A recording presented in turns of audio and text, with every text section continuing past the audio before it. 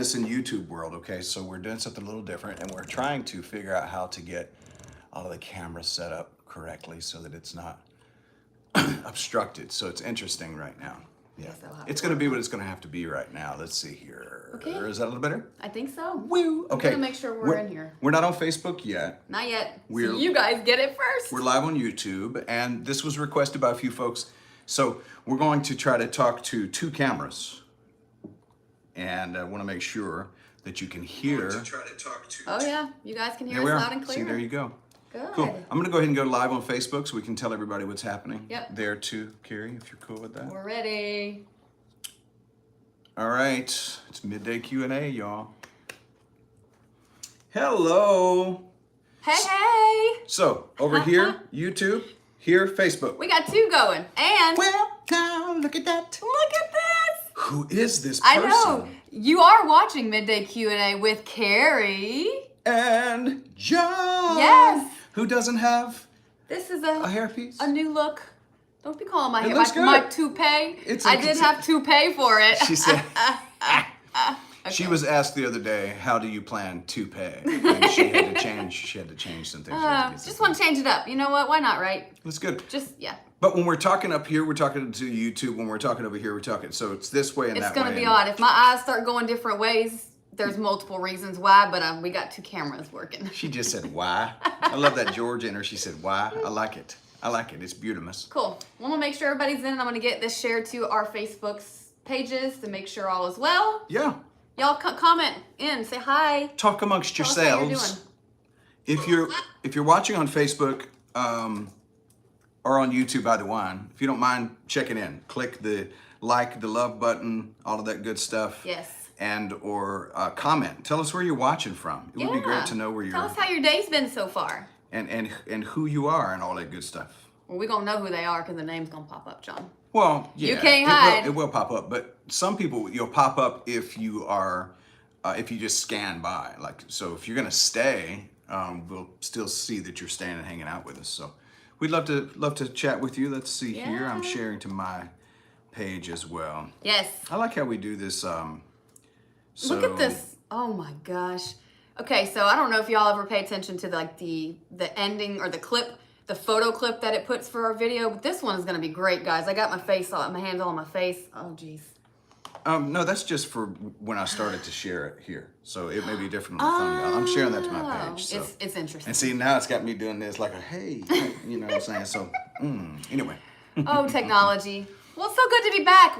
Okay, I apologize for not giving everyone a notice last week. John and I, we did go on a little mini getaway. She surprised me for my birthday. I did, and you know, I was like, oh, we're gonna go live, and we decided not to because we did unplug. So I apologize for not telling you guys, but we're back. We're back. We're back. And we're going strong. We're in our mid-20s for episodes. So we've been doing this for over half a year. Look at that, y'all. Over half a year of our craziness.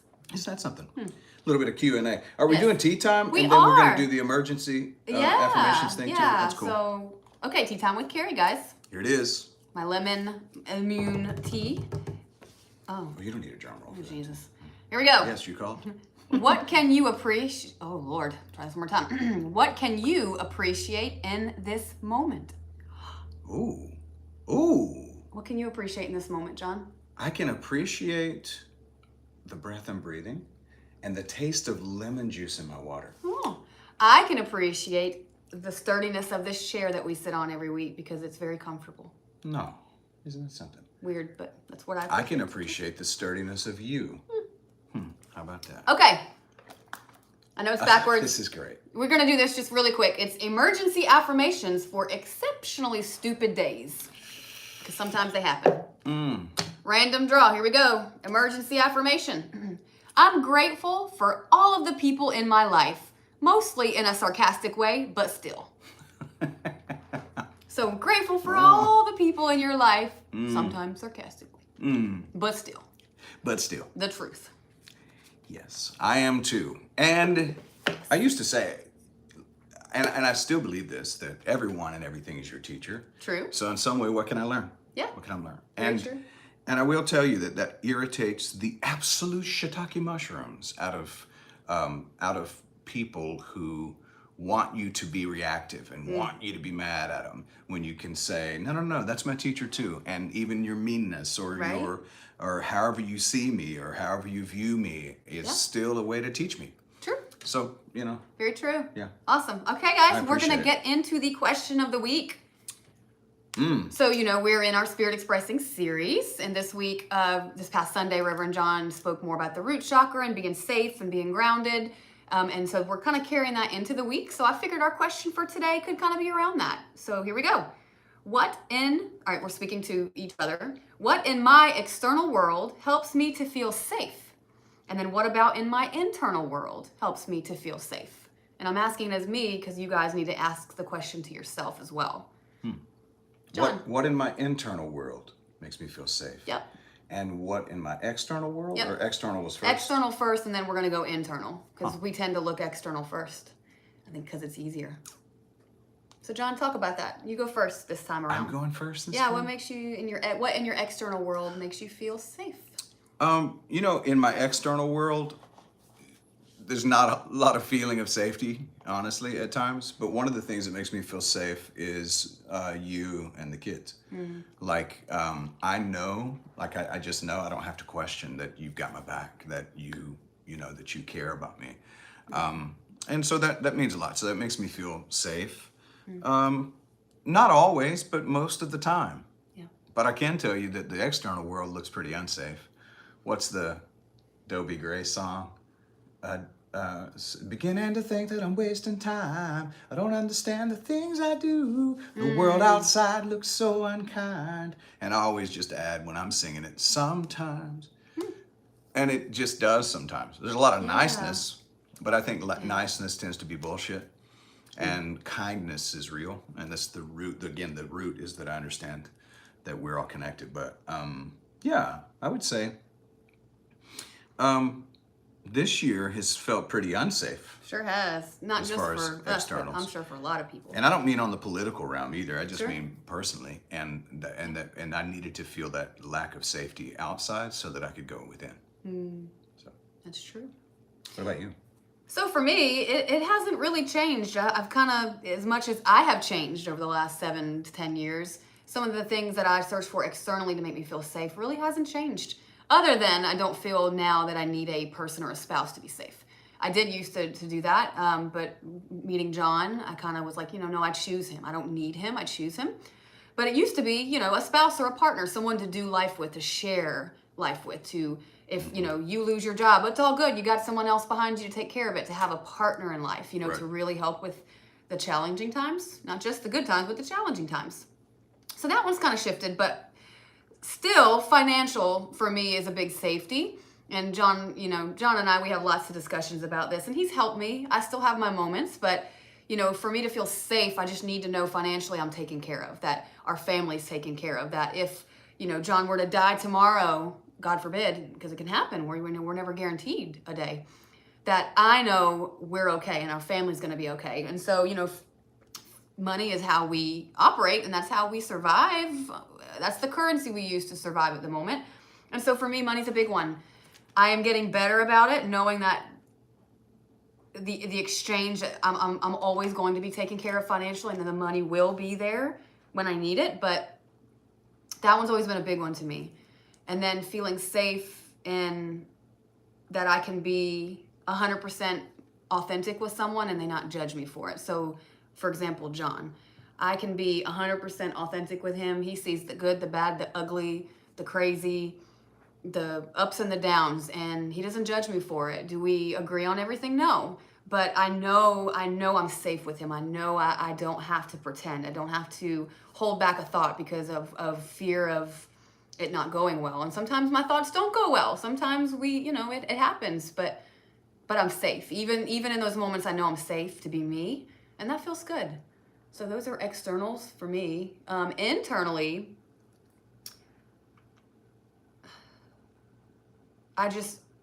this is one that I'm continuing to work on because I don't internally always feel safe.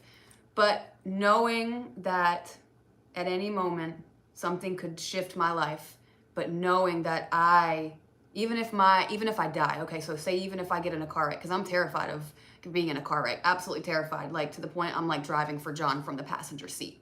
Babe, there's a stop sign. Babe, stop there. Hey, whoa, do you see those people? He sees them, but I'm over here like trying to save my own life and PS him, knowing that it has not happened yet. They're perceived threats. I perceive he's going to hit that car in front of us, and he's not. But knowing that even if my external body is gone, that internally I'm okay. That my soul, my dharma, my light, it's not going to go away. It'll just transform or transmute into what's next. So I have to continue to remind myself that even in the moments where I don't feel externally safe, or I feel externally, I feel like I might be in danger. I have to remind myself this is not forever. This is temporary, and I have to do that every day, guys. As much as y'all probably think I'm super duper spiritual, I'm not. I am still absolutely walking my journey and having so many human moments where I have to stop and really think about it. And sometimes I talk to John about it, and sometimes he gives me advice, and sometimes I listen, and sometimes I don't. And I'm human just like you guys. And I don't know. Question. Yeah. Let's stop there. Let's go there for a second. Okay. What does that mean? What does that mean to you? I just think it maybe would be meaningful. No. What does it mean to you to be super duper spiritual? How do you see that? What is that? Because I think that that's something a lot of us feel. That's true. Let's speak to that. So what does that mean when you say I'm not super duper? So I don't have a practice every single day that I do without fail. I don't live, breathe, exuberate spirituality all the time. I feel like you do, for the most part, you do. But you've had a lot more years than I have, John. I mean, a lot more years than I have to research, to embrace it, to embody it, to figure out what works for you and what doesn't work for you, to have people, other influences in your life to help. You are my influence. You're the only influence that I've had. Now I'm branching out more and more, but you have had other people, multiple people to influence you, to help you on your journey. So I feel like you've just had more of a boost. I don't know.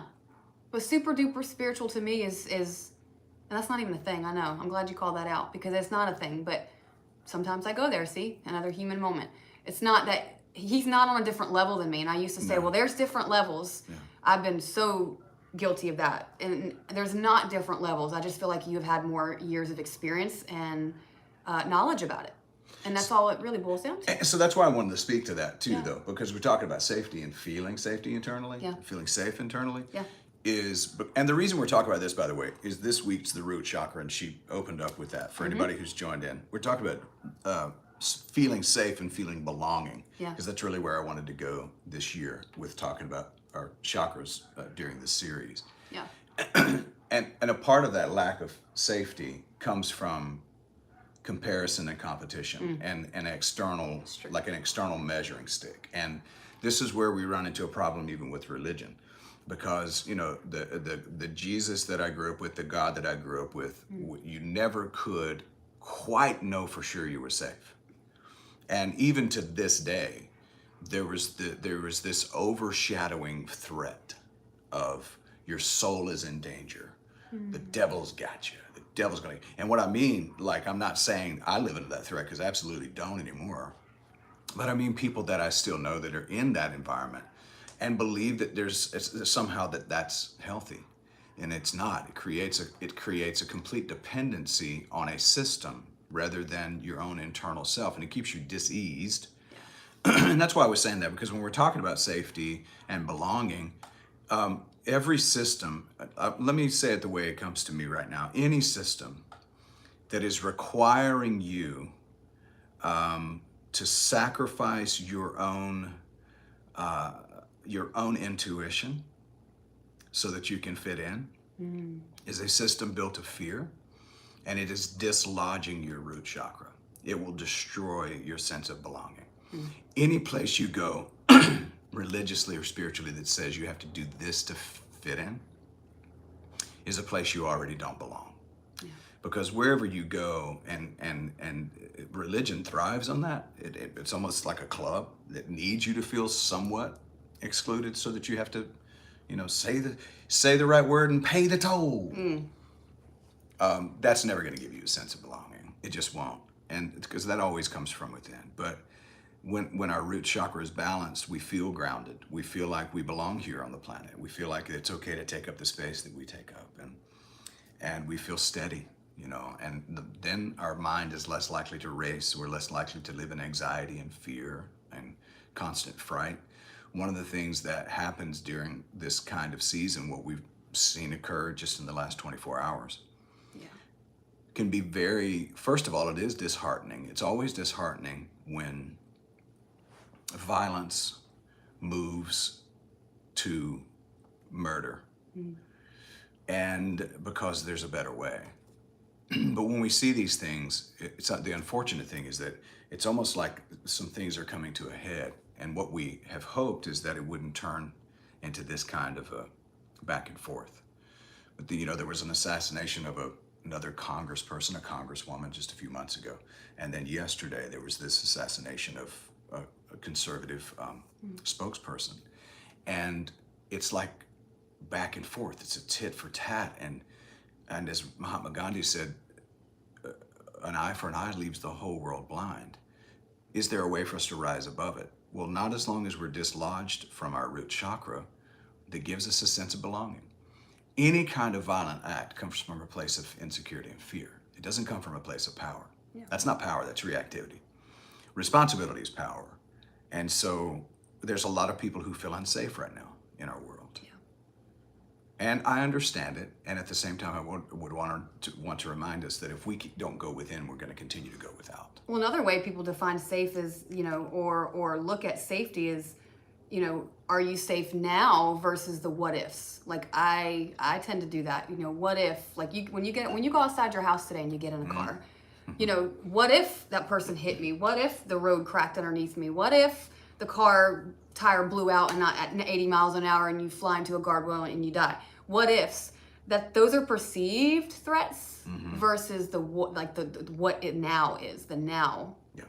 And so, unless you're in imminent danger, like you really are not safe, then obviously you make a different choice, or you find a way to get out of it. But if you're living in the what ifs of fear, you really need to change your verbiage around it and say, I am safe now. Like example, if you are afraid your boss is going to fire you, you're going to lose your job. I'm not going to be able to feed my family. I'm not going to be able to do this. Instead of saying that, you can say, well, yeah, I may lose my job, but I'm not going to starve. I'll find another job. It's not simple, but it would be changing your verbiage would change your narrative around it. It would change the way you think about it, the way you feel about it, and maybe even change the whole situation as a whole. Maybe you'll figure out a way, say you're not operating properly at work, or that's the reason they're going to fire you. Instead of being afraid they're going to fire you and then they fire you, you try to figure out how can you change your actions where they don't fire you, or maybe perform your job better. I don't know. I'm just thinking out loud, but the what if, the nows versus what if, completely different. Like you need to live in the now versus the what ifs could happen. Yeah, I have a saying because, this is how I am. Like one-liners help me, just my mind to process. If we live in the what ifs, we're never going to live in the what is. Ooh, I like that. It's a constant, like, that's good. But what if? And there's an old saying that says, hope for the best and prepare for the worst. I've already told you guys this, but I'll reiterate this. Yeah. I don't believe in that. I don't believe in hoping for the best and preparing for the worst. I believe in hoping for the best, preparing for the best, and if the worst happens, you will respond, or at the very least react. And here's the thing, no matter how prepared for a car accident you are, you're not prepared. No, you're not. No matter how prepared for you losing your job, most of the time you are not prepared. And if you're going to stress about what has not occurred, what you're doing is creating dis-ease in your body and in your mind. And you might want to be careful about that. And it doesn't mean that you don't save money in a savings account. That's not what I'm saying. I don't mean we're being... He's not blanketing it. Like it's because you can't say that and not like for planning for hurricanes. Y'all, we live in the state where hurricanes happen, and I personally think it's ignorant to not have some sort of a plan. In the event a hurricane hits, do you have water saved up? Do you have canned food saved up? As a planner, that's really difficult. I'm speaking to you and to everybody else. That's extremely difficult because as a planner, to say you're not going to not prepare for the worst. I don't think it's a bad thing to prepare as long as you don't let it overshadow or overtake your fear and it become your reality. Like, I prepare for hurricane season every year. I do. John laughs at me, but he can laugh all he wants because I want to make sure that's my way of feeling safe. I need to make sure our family is okay. And so I don't let it consume me, but I do take certain precautions to an extent, right? I mean, that's a thing, right, John? Yeah, it is. We don't see eye to eye on this one. I don't laugh at her about the hurricane thing. We just see it differently. There's a different level of concern. Yeah. I'm concerned and prepared to respond. I just know that I've had enough surprises in my life personally, including having a gun put in my gut, to know I wasn't ready for that. I mean, not ready for it in the sense of, if someone was to put a gun in my stomach, what am I going to do? Well, I would do this and this and then stress about what would occur. I can tell you that I responded in that moment in a way that shocked me afterwards. So, because there's something, and this is why I think it's important, even the scripture in the Bible says to store up your treasures in the heavenly spaces where no moth or rust can destroy it. Because if you store up your treasure in a space where it can be destroyed, you won't have it available to you. This is one of the reasons that spiritual practice is important. Because as I'm practicing, well-being and abundance is my nature, and love is who I am, and gratitude is my attitude. As I'm practicing that from day to day, that is my practice, and that to me is my preparation for something that occurs. Because when fear knocks on the door, who answers? Well, the one that has been fed the most answers, because it's the one that can get up out of the bed and answer the door. The weaker one, I don't want the weaker side of me, the ego side of me, to answer the door when those things occur. I want the stronger spiritual side of me, the one who has buoyed up myself. And as the scripture says, it says to build yourself up on your most holy faith. As I've built myself up, there's an immunity. I'm a little bit more impervious to it. Because as St. Paul said, to live is Christ, to die is gain. And essentially he was just saying, like, to live in this realm and do what I'm doing here is my Christ essence on the planet. To die is just next level, so I'm not really that worried about it. And people think that's being flippant. But he said the last enemy that you'll face is death. And what if you could face death without dying? And what I mean is without there being a permanent a closure to this body, what if you could face it first and be able to look that in the eye and go, hey, you're really not all that bad. In fact, you may just be my escort into the next iteration. I just think there's a lot of power in that.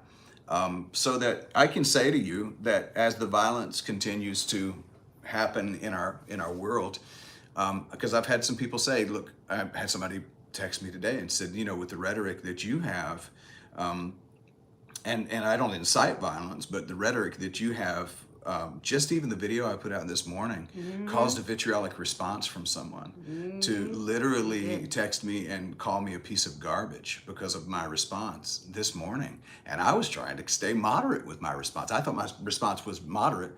So the person said, are you concerned for your life? And I would say, no, I'm not concerned for mine. For my family, maybe at times, but not mine. Because if somebody decided that they were going to take my life, I would freely lay it down if that's what it takes to cause a spark of love to be spread. If that's what it takes, then I would say I freely lay my life down, because I literally believe that there's a better way for us to live as human beings. And all people should feel safe and feel like they belong.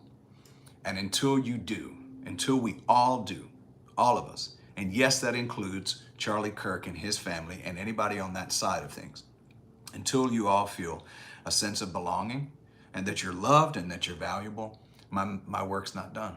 And I'm gonna do that, and it doesn't matter who it angers. I don't care, because we should all feel like we belong. Very true.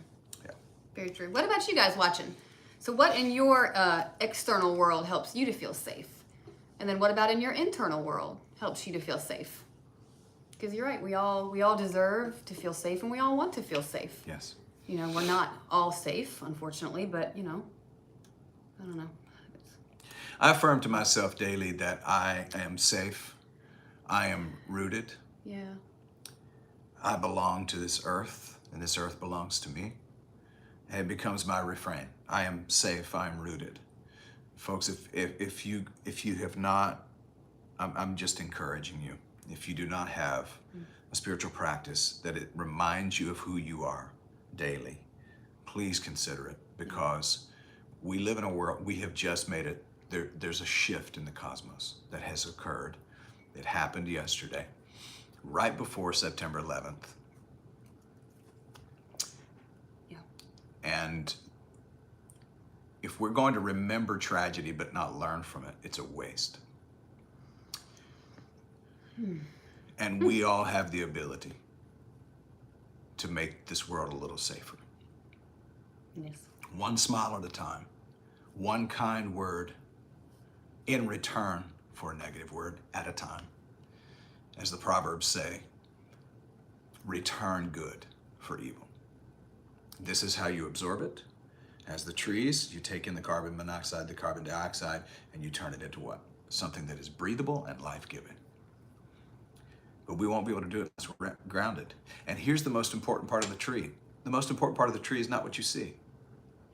The most important part of the tree is the root system. And the root determines the quality of the fruit.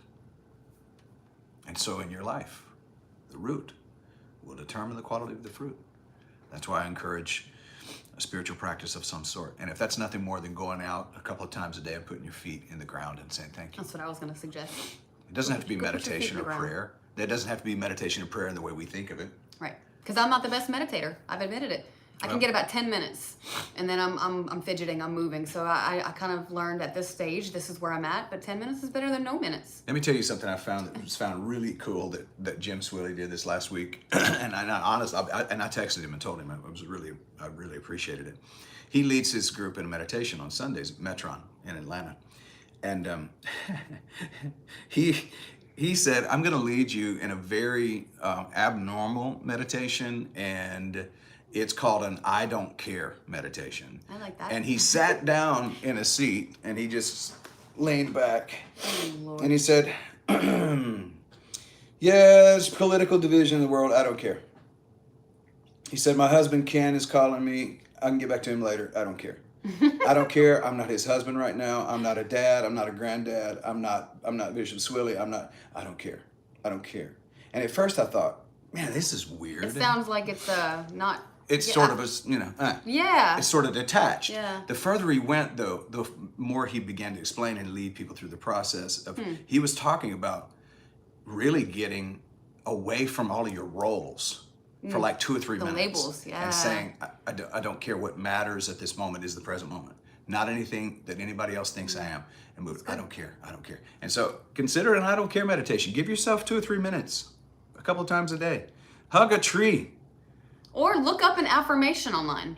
Look, if you're like, I can't come up with it myself, because I'm not the best at it either, look it up online and literally say them out loud so your brain and your mind and your soul can hear it. Say it out loud. Say that affirmation out loud.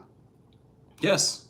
Yes. And if you need recorded meditations, if you want them, we have them in our archives. We do. Not only our evening meditation, but the morning meditations, they're available there too. Yep. If you want me to send you links to them, just hit us up and let us know, because we can subscribe you to those channels. The channel that you're watching on YouTube, if you haven't subscribed, please subscribe. Those things are available. Here on Facebook, subscribe and then click that bell so that you get an alert every time there's a new video that goes up, because if there's ever been a time that we, I believe, need to really hone in on the skill of living in love, joy, and peace, isn't that something we just committed to it?